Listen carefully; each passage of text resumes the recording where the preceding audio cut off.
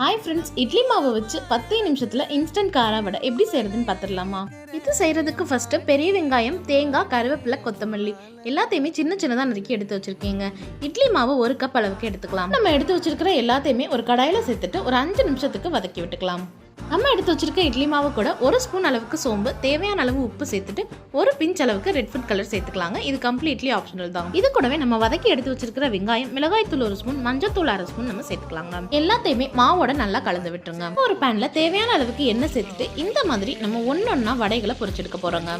இந்த வடையை நீங்க ரொம்பவே இன்ஸ்டன்ட்டா ரெடி பண்ணிடலாங்க. இந்த வடையோட 2 பக்கமும் வேகிற மாதிரி திருப்பி விட்டுக்கோங்க. நம்ம கடாயில சேர்த்திருக்க எல்லா வடையுமே கோல்டன் ப்ரௌன் கலர் ஆனதுக்கு அப்புறம் இதை ஒரு தட்டுல மாத்திக்கலாம். இதே மாதிரி நம்ம கலந்து எடுத்து வச்சிருக்கிற எல்லா மாவையுமே நம்ம பொரிச்சு எடுத்துக்க போறோம். அவ்வளவுதாங்க, ஈஸியா 5 நிமிஷத்துல இன்ஸ்டன்ட்டா நம்ம காரா வடை செஞ்சாச்சு. இதை தேங்காய் சட்னி கூட வச்சு சர்வ் பண்ணா ரொம்ப சூப்பரா இருக்குங்க. நீங்களும் மறக்காம இந்த இன்ஸ்டன்ட் வடை ரெசிபியை வீட்ல ட்ரை பண்ணி பாருங்க. அண்ட் இதே மாதிரி ரெசிபிஸ்க்கு நம்ம அன்புடன் அமிர்தா யூடியூப் சேனலை சப்ஸ்கிரைப் பண்ணி சப்போர்ட் பண்ணுங்க. தேங்க்யூ.